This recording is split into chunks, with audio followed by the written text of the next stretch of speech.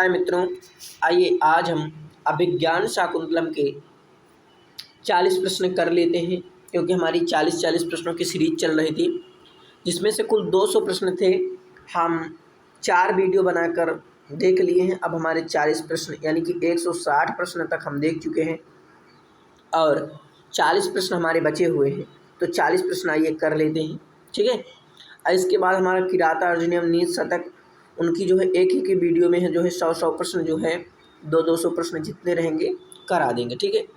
आइए देखते हैं। जैसे कि आपसे 161 में क्या पूछा है कि उद्गलित दर्भिकवला मृग्याः परित्यक्त नर्तना मयूरा अप्रसते पांडुपत्रा मुंचंद्र शुणीवलता। देखिए, अगर आप इसका चतुर्थ अंक अभी तक नहीं पढ़े हैं तो देखिए, प्रथम अंक से और 7वें अंक तक हिंदी तो पूरा बाँच लीजिए, क्योंकि अगर हिंदी आपको याद रहेगी ना तो आप आसानी पूर्वक प्रश्नों को समझ पाएंगे। लेकिन कोई बात नहीं, जल्द ही मैं जो है चतुर्थ अंक आपका स्टार्ट करूँगा। देखिए, उद्गलित दर्भ कवला यानी उगल दिया। क्या उगल दिया? कवला, कौर को। और किस कौर को? कुसे के कौर को। जो मृग थे, ये जो हिरण थे, तो हिरणों ने जो कुसे के ग्रास को खाया था उसको उगल दिया। परित्यक्तना, क्या परित्यक्तना? छोड़ दिया। नर्तना माने नाचना।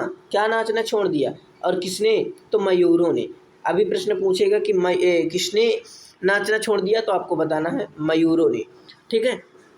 और आपसे जैसे पूछ लेता है कि जैसे किसने जो है कुशे के ग्रास को उगल दिया, तो मृग्या। ये सब प्रश्न है, आप समझते जाएंगे। अगर अच्छे से पढ़ेंगे तो बिल्कुल आसानी पूर्वक समझ पाएंगे, ठीक है। तो देखिए, इसमें क्या पूछा है, यह कथन किसका है? प्रियंवदा का है, या अनुसुईया का, या शाकुंतला का, या गौतमी का? तो ये है भैया आपका प्रियंवदा का। पहला ऑप्शन सही हो जाएगा, ठीक है। आगे बढ़ते हैं। देखिए, थोड़ा जूम कर दें आपको। देखिए, वामाकुलस्याधया, आधया पद का क्या अर्थ है, ठीक है। अब जो चीज़ आपको नहीं आ रहा उसे आपको नोट करना पड़ेगा, ठीक है। तो आधया पद का जो अर्थ है आपका मानसिक व्याधि। एक मानसिक पीड़ा होती है व्यक्ति को, वही होती है मानसिक व्याधि, ठीक है। तो आपका ए नंबर सही हो जाएगा। आगे जाते हैं। माइष्मा प्रतीपम गमः। प्रतीपम, प्रतीपम पद का पूछ रहा अर्थ क्या है? तो प्रतीपम का मतलब होता है भैया विपरीत, प्रतिकूल या विपरीत। प्रतिकूल को विपरीत भी कह सकते हैं। तो आपका ए नंबर सही हो जाएगा। अनुकूल नहीं होता है, चरित्र नहीं होता है, आचरण नहीं होता, ठीक है। तो आगे जाइए। देखिए, अब आपका एक प्रश्न ये बचा हुआ है, तात कदा नो भूयस्त तपोवन प्रेषिषे। यह कथन किसका है? तो यह कथन किसका होगा? शाकुंतला का होगा, क्योंकि शाकुंतला कह रही थी कि हे तात, हे पिता, अब मैं इस कुटिया में कब आऊँगी। तो ये जो है, ठीक है। तो ये हो गया आपका। और आगे देखिए, इसमें आपका 165 नंबर प्रश्न में क्या पूछा है।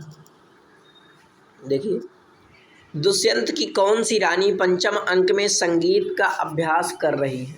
किस अंक में? पंचम अंक में। पहले तो आपको यही समझ लेना कि पंचम अंक का क्या नाम है, फिर पंचम अंक में कितने श्लोक है, ये बात आपको पता होनी चाहिए।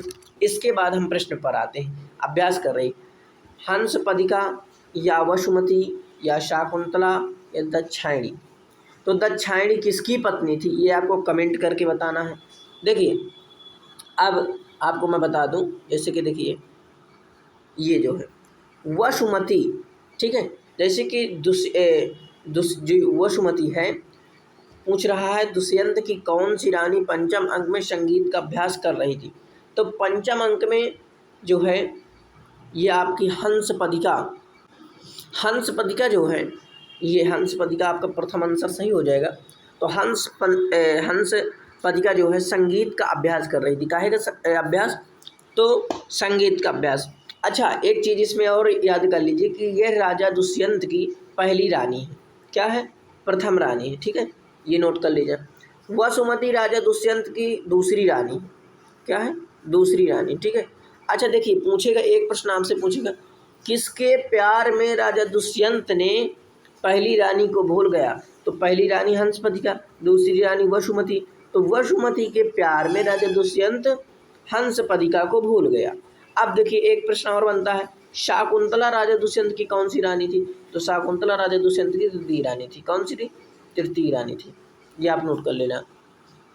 अब मैं आपसे बताऊं कि दक्षायणी को आपको बताना है कि दक्षायणी किसकी पत्नी थी, ये आप बताएंगे। ठीक है, आगे जाते हैं। देखिए, रानी वसुमती के प्रेम में राजा दुष्यंत किसे भूल गए? देखिए प्रश्न आ गए ना। तो हंसपतिका को भूल गया, शानुमति को भूल गया, प्रियंवदा को भूल गया, शाकुंतला को भूल गया। तो मैंने अभी बताया कि राजा दुष्यंत की जो दूसरी पत्नी है वो वसुमती है, और वसुमती के प्रेम पर भाई अगर दूसरी पत्नी से प्रेम हो गए तो पहली पत्नी को भूल गया, तो हंसपतिका को भूल गया। ये आपका सही हो गया। अब देखिए, अगर आप क्रम से वीडियो देखे होंगे तो आपको पता होगा कि इनके बारे में मैं बता चुका हूँ, प्रियंवदा, शानुमति, शाकुंतला। ठीक है, कि अभी देखिए इसके पहले भी बताया शाकुंतला राजा दुष्यंत की, अभी पूछ भी लेगा राजा दुष्यंत की तीसरी पत्नी कौन है, तो आप बताएंगे शाकुंतला है। ठीक है, तो ऐसे आप नोट करते जाना, थोड़ा समझिए कि हमें कहाँ नहीं आ रहा, उन्हें नोट करते जाइए। हंसपतिका अपने गान के माध्यम से किसे उलाहना देती है? राजा दुष्यंत को, या माधव्य को, या शाकुंतला को, या कंड को? तो ये राजा दुष्यंत को देती है। किसको? राजा दुष्यंत को देती है। आगे जाते हैं। कंड शिष्यों के आने की सूचना, जो कंड है उनके शिष्यों के आने की सूचना राजा दुष्यंत को किसने दी? एक प्रतिहारी ने, कंचकी वातायन ने, या विदूषक माधव्य ने, या पुरोहित ने? तो यह एक देगा आपका, तो इसका आपका राइट आंसर हो जाएगा कंचकी। ठीक है, कंचकी ने दिया था। आगे चलते हैं, थोड़ा बढ़ा देते हैं आपको। देखिए, हस्तिनापुर पहुंचकर शाकुंतला का कौन सा नेत्र फड़कने लगा? बायां फड़कने लगा, या दायां फड़कने लगा, या कभी बायां और कभी दायां? नहीं, शाकुंतला का दाहिना आंख फड़कने लगा था। ठीक है, आगे चलते हैं कि भवन्ति नम्रास्तरवा फलागमे, यह कथन किसका है? शारंगरों का है, शार्दूल का है, या कंड का है, या पुरोहित सोमरात का है? तो आपका ये राइट आंसर हो जाएगा शारंगरों। किसका है यह कथन? याद कर लीजिए। अगर जैसे अब देखिए यह कथन आपको नहीं आ रहा तो यही कॉपी में नोट कर लीजिए कि भवन्ति नम्रा तरवा फले गमे, तो ये जो है शारंगरों का है, और इसे आप नोट कर लीजिए। 2-3 बार पढ़ेंगे आपको याद हो जाएगा, तो आपको कहीं से दिक्कत नहीं होगी। ठीक है, आगे चलते हैं। अभिज्ञान शाकुंतलम में सेनापति का नाम क्या है?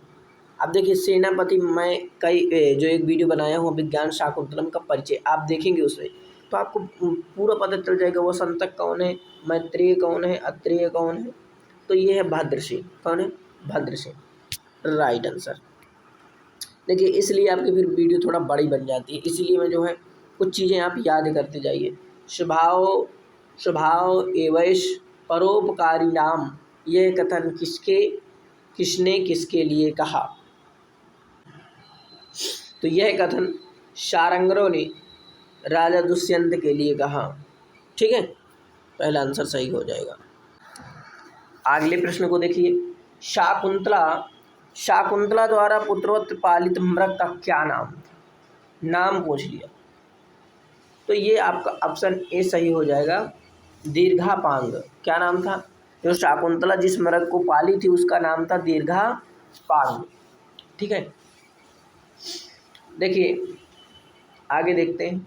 शाकुंतला संतानोत्पत्ति तक मेरे घर में रहे, यह वाक्य किसने कहा?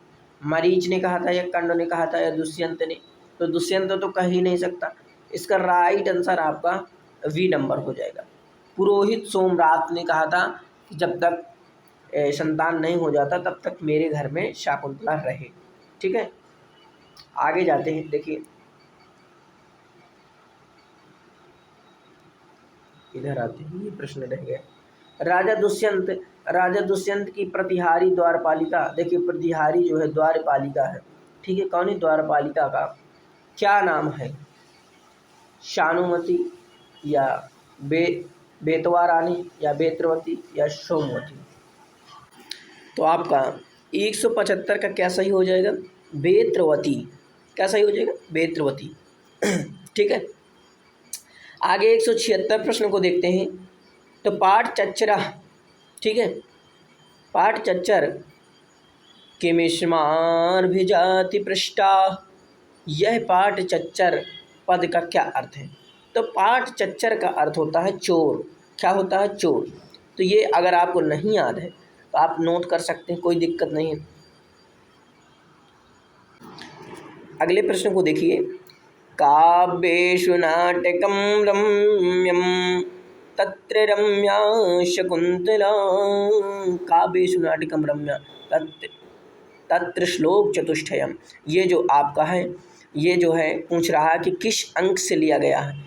उत्तरम चरिष्ये मालविकाग्निमित्रम से वेणी संहारम से अभिज्ञान शाकुंतलम से। तो यह है आपका काव्येषु नाटकं रम्यम, यह अभिज्ञान शाकुंतलम से लिया गया। ठीक है, आगे जाते हैं।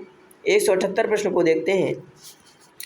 इयं धिके मनोज्ञा वल्कलेना पितन्वी, यहाँ तन्वी पद से किसका संकेत किया जाता है?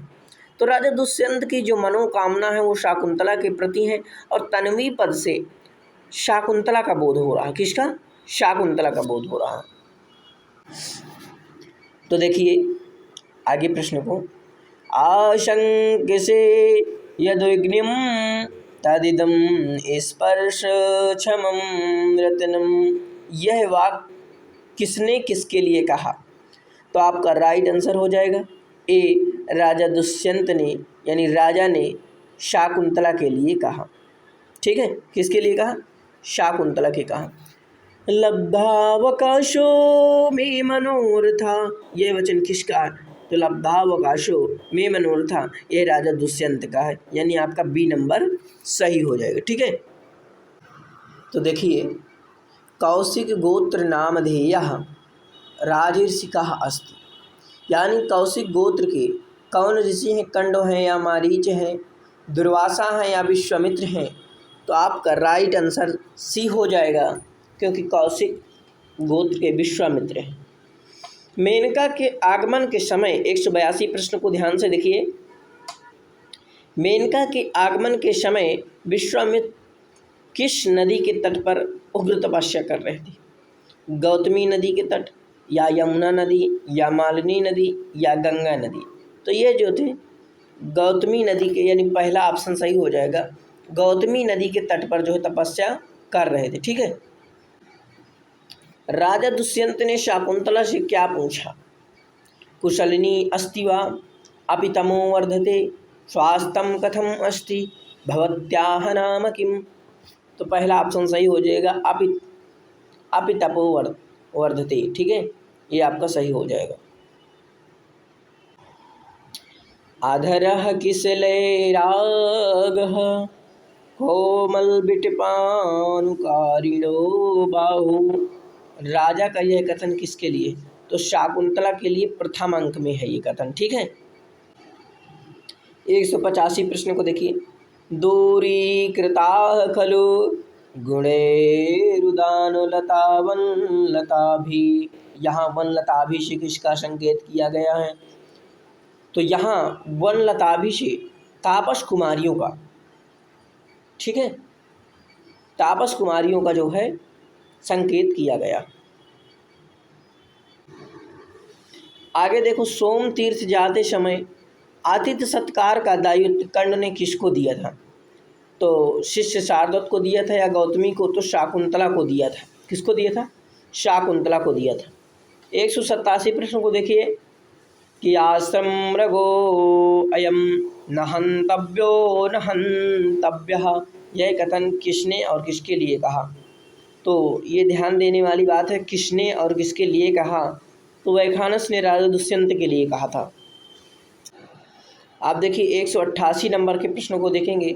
सर्वथा चक्रवर्तिनम पुत्रम आपनुहि, इस वाक्य से क्या निर्दिष्ट है? तो पहला वाला ऑप्शन सही हो जाएगा, अभिज्ञान शाकुंतलम के कथानक का प्रयोजन होता है। ठीक है।